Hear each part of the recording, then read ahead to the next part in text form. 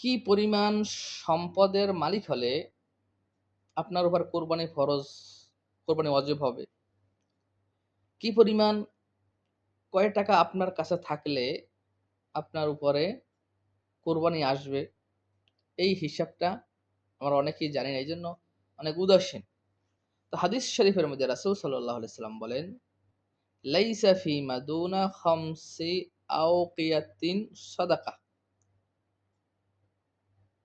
যে কেউ যদি ৫ আওকিয়া সম্পদের মালিক হয়, অর্থাৎ ৫ আওকিয়া রূপার মালিক হয়, অথবা ৫ আওকিয়া রূপার পরিমাণ টাকা যদি তার কাছে থাকে, তার উপরে যাকাত ওয়াজিব হবে অথবা তার উপরে কোরবানি ওয়াজিব হবে। এখন আওকিয়া এটা আরবি শব্দ।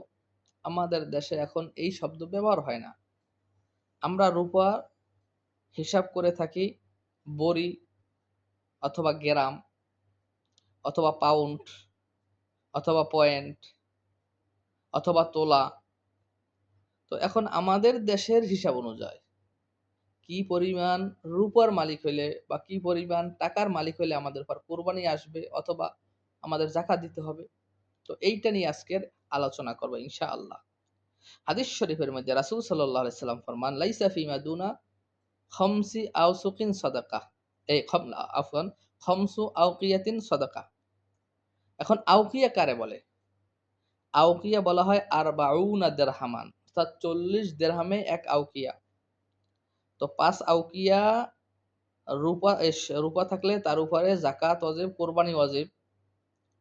তো ৫ আওকিয়া, ১ আওকিয়া সমান, সমান ৪০ দিরহাম। তা ৫ আওকিয়া সমান, সমান কত?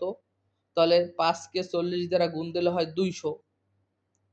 তা ২০০ দিরহাম পরিমাণ কেহ যদি রূপার মালিক হয়, অথবা ২০০ দিরহামের মূল্য যতটুকু এই পরিমাণ তার কাছে যদি টাকা থাকে, তার উপরে কোরবানি ওয়াজিব, যাকাত ওয়াজিব।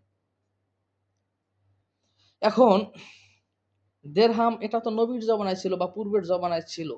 আমাদের দেশে তো দেরহাম আমরা চিনিও না, আমরা হিসাবও করি না। এখন আমরা তো ওই দেরহামের হিসাব বুঝবো না।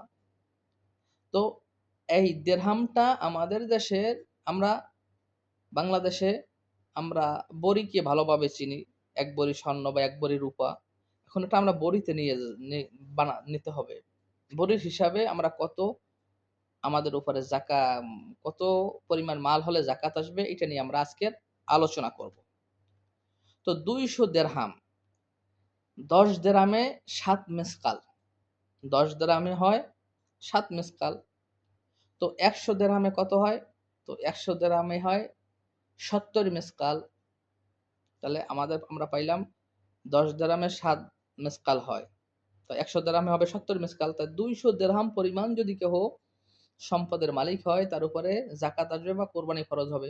তা ২০০ দিরহামে কত মেসকাল আসে? ১০০ দিরহামে যদি ৭০ মেসকাল আসে, তাহলে ২০০ দিরহামে কত মেসকাল? ২০০ টা ৭০ আর ৭০ ১৪০। তো ১৪০ মেসকাল যদি রূপার কেউ মালিক হয়, তার উপরে কোরবানি ওয়াজিব, যাকাতও ওয়াজিব। এখন আমরা মিসকাল, আমাদের বাংলাদেশে আমরা মিসকাল হিসাব করি না, এরা আরব রাষ্ট্রে মিসকালের হিসাব করে। আমাদের বাংলাদেশে আমরা গ্রাম। তো ১ মেসকালে ২ টা হিসাব। আগের জমানায় হয়তো ১ মেসকালে ৪ গ্রাম। আর বর্তমানে হিসাব করা হয় ১ মেসকালে ৪ গ্রাম, ১ গ্রামের ৩ ভাগের ১ গ্রামের ৪ ভাগের ১ ভাগ। তাহলে ৪.২৫। তো ৪.২৫ কে ৪.২৫ কে যদি আমরা ১৪০ দ্বারা গুণ দেই, তাহলে ৪.২৫ কে ১৪০ দ্বারা গুণ দিলে বের হবে ৫৯৫। তো ৫৯৫ গ্রাম রূপার যদি কেউ মালিক হয়, তার উপরে কোরবানি ওয়াজিব অথবা তার উপরে যাকাত ওয়াজিব। এখন ৫৯৫ গ্রাম, এটাকে আমরা বড়ি বানাইতে হবে। কত বড়ি?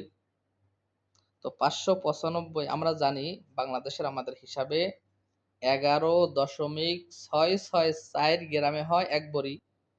১১.৬৬৪ গ্রামে ১ বড়ি, যারা স্বর্ণের হিসাব এটা আমি স্বর্ণওয়ালাদের কাছে গিয়ে শিখছি, তারপর এটা বের করছি।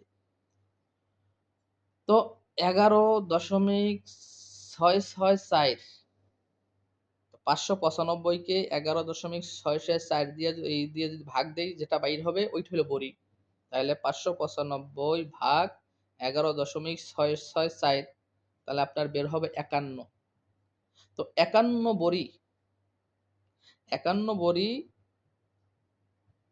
যদি কেহ 51 বড়ির আপনার রূপার মালিক হয়, অথবা 51 বড়ি রূপার পরিমাণ টাকার মালিক হয়, তার উপরে কোরবানি ওয়াজিব, জাকাত ওয়াজিব। এখন 51 বড়ি, আমরা বড়ি ব্যবহার করি না বাংলাদেশের মানুষ, আমরা তো ব্যবসা বাণিজ্য করি অনেকেই।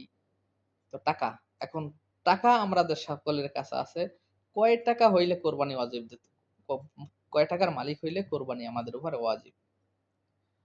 তো এখন 51 বড়িকে আমরা যদি, এখন বাজারে এক বড়ি রূপার দাম কত?